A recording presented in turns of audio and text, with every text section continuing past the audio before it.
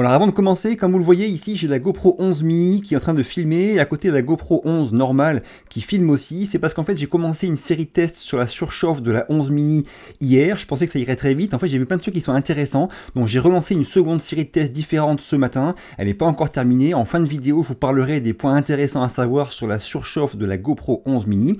Cette caméra, je l'ai achetée. La vidéo n'est pas sponsorisée, j'ai pas de rapport avec GoPro.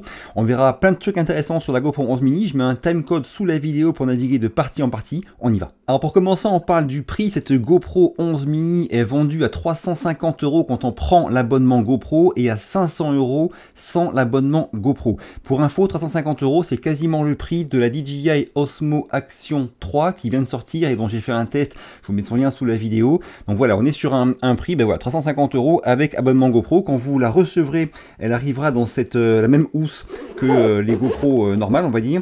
Et dedans, vous avez un câble de chargement, un support adhésif courbé, un support de GoPro pour aller en dessous et un petit écrou pour l'accrocher par en dessous. Voilà ce que vous recevrez dans le pack de la GoPro 11 mini. Maintenant les caractéristiques extérieures, on va dire en termes de poids, on est sur 154 grammes pour la GoPro 11 normale avec la batterie incluse et 131 grammes pour la GoPro 11 mini. Donc c'est pas une différence si énorme que ça, hein. On a 23 grammes d'écart. Je sais pas pour un pilote FPV si c'est assez significatif. Ça c'est à vous de voir ou de voir les vidéos de mes collègues youtubeurs qui font du drone FPV. En tout cas, donc une différence de poids, on va dire assez minime, hein, 20 grammes et quelques. Et c'est sur la taille forcément qu'on gagne. Alors en épaisseur, c'est quasiment pareil, en hauteur c'est quasiment pareil, par contre en largeur forcément on gagne vraiment. Elle est quand même bien plus grosse qu'une GoPro Session ou qu'une DJI Action 2, mais elle est quand même aussi bien plus capable en termes de vidéo qu'une Action 2 ou qu'une Session, on en reparlera après. Là c'est la GoPro 11 Black qui me filme en 5,3K, 25 images par seconde,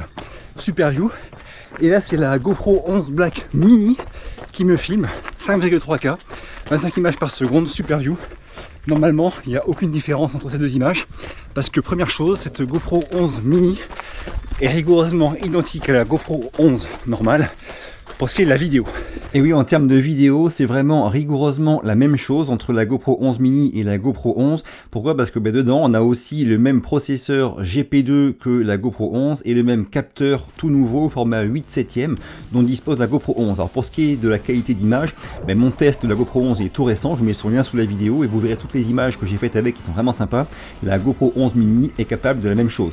Alors forcément, il y a quand même des différences entre ces deux caméras au niveau logiciel et matériel, on parle de ça maintenant. Alors au niveau extérieur, on retrouve en façade la même lentille que la GoPro 11. Cette lentille, comme la GoPro 11, on peut l'enlever en la tournant pour la remplacer soit par un filtre ND, soit par le module objectif max qui marche aussi sur la GoPro 11 mini pour ceux qui sont intéressés et qui l'ont. Sur le côté ici, on a une trappe derrière laquelle se trouve l'emplacement pour la carte micro SD et le port USB-C pour soit la charger, soit vider les fichiers sur ordinateur ou smartphone. On retrouve en dessous un bouton qui sert à l'allumer, à l'éteindre, mais aussi à naviguer dans les menus. Je ferai un tuto complet pour débutants sur la 11 mini. Quand il sera fait, je mettrai son lien ici.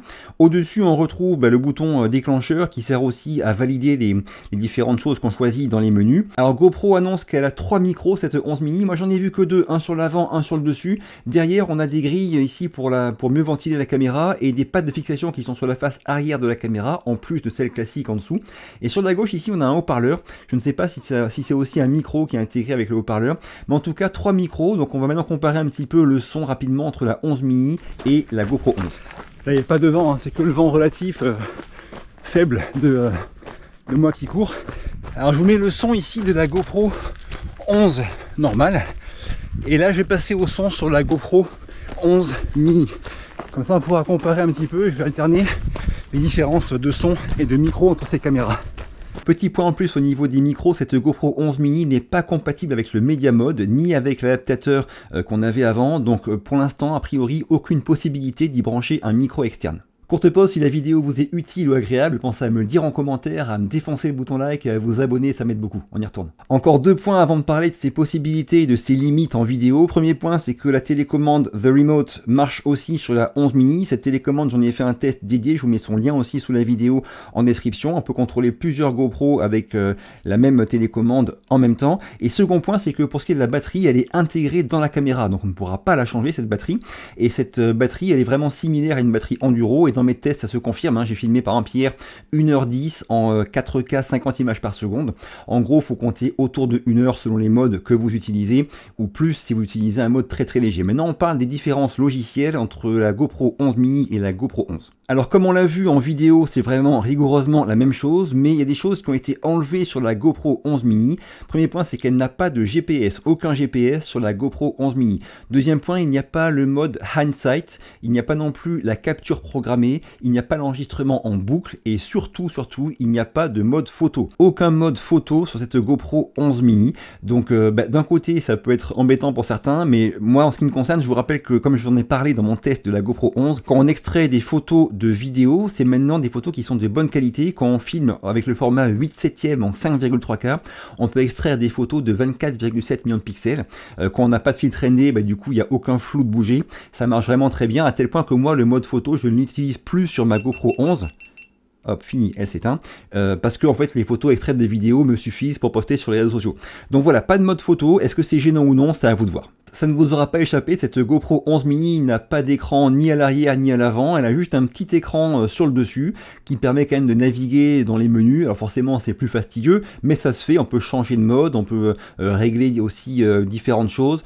Bref, on peut avoir cette GoPro toute seule et puis partir sans smartphone quand on est en mer ou quoi et changer de mode ou de réglage, mais bien évidemment elle est faite pour être utilisée si possible avec l'application GoPro Quick sur smartphone. C'est comme ça qu'on pourra vraiment plus facilement en tirer tout son potentiel. On a accès sur GoPro Quick à tous les paramètres. Alors pour ceux qui se posent la question, comme toutes les caméras en ce moment, on ne peut l'activer au début que grâce à l'application, hein. Donc si vous l'achetez et que vous n'avez pas un smartphone récent ou pas de smartphone du tout, vous ne pourrez pas vous en servir. Il faut vraiment impérativement un smartphone pour l'activer.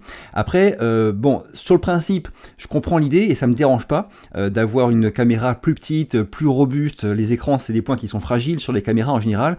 Là au moins, elle sera beaucoup plus robuste qu'une GoPro normale.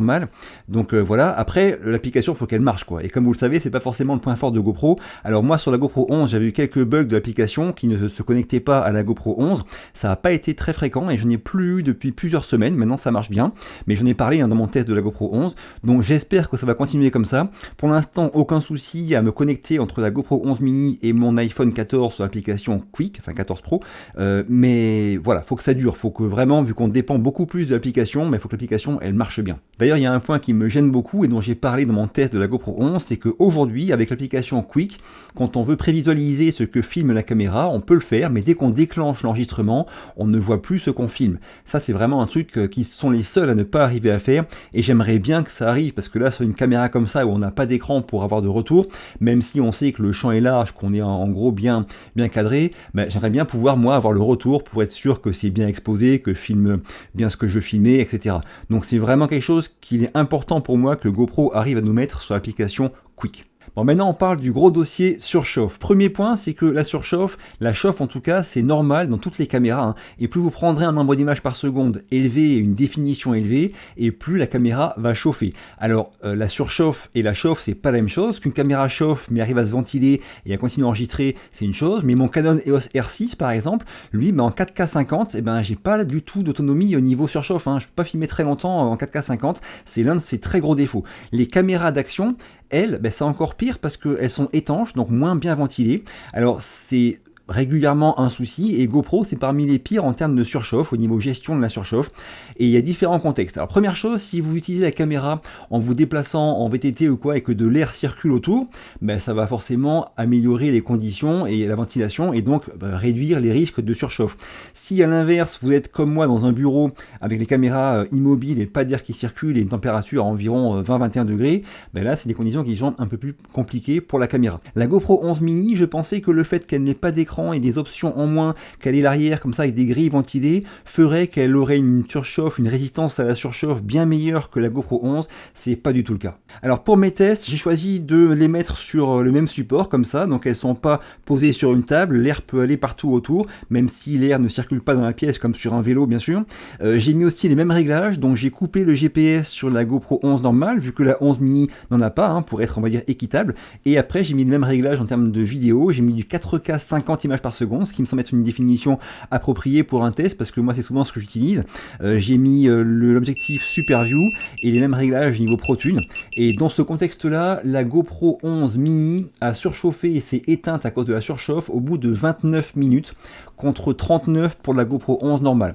Ça c'était, on va dire, mon premier test. Et je pensais que ce serait l'inverse, donc j'ai été surpris, et j'ai voulu refaire un test aujourd'hui en 4K 25 images par seconde, tous les réglages identiques par ailleurs, donc GPS coupé, tout ça, et en 4K 25 images par seconde, le test vient de se finir à l'instant, vous l'avez vu sur le plan d'avant je pense, la GoPro 11 s'est éteinte au bout de 67 minutes, donc 1h07, et la GoPro 11 mini s'est elle éteinte au bout de 38 minutes. 38 minutes en 4K 25, là où la 11 ne chauffe quasiment pas et tient plus d'une heure.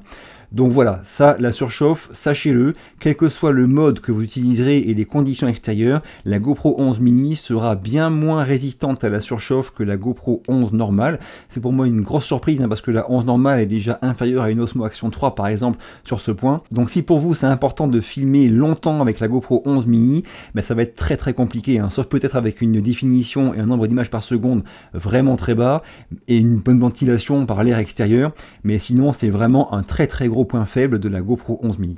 Alors maintenant je vais essayer de résumer et donner mon avis sur cette 11 mini. Alors déjà première chose, c'est que j'étais un petit peu déçu, enfin je suis un petit peu déçu parce que j'espérais que la taille plus petite, le fait qu'il y ait beaucoup de choses enlevées par rapport à la GoPro 11, comme les deux écrans en moins, le GPS en moins, des fonctions en moins, j'espérais que ça fasse d'une part qu'on ait une plus grande autonomie niveau batterie, ça c'est pas le cas, c'est vraiment la même chose, et d'autre part qu'on n'ait pas de surchauffe, pas du tout de surchauffe. Et là c'est loin d'être le cas vu que c'est largement pire sur la GoPro 11 mini que sur la GoPro 11 en termes de surchauffe. Donc déjà ces deux points là ils sont très très pénalisants, enfin très très décevants on va dire pour moi.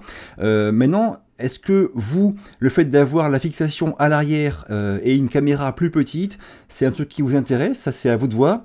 Moi je me dis que pour ce format-là, ça fait quand même cher quoi. C'est-à-dire que ce qu'elle apporte en plus, c'est pas à l'arrière et le plus petit format, ça fait quand même qu'elle est seulement entre guillemets 50 € moins chère que la GoPro 11 et elle est au même prix qu'une Osmo Action 3.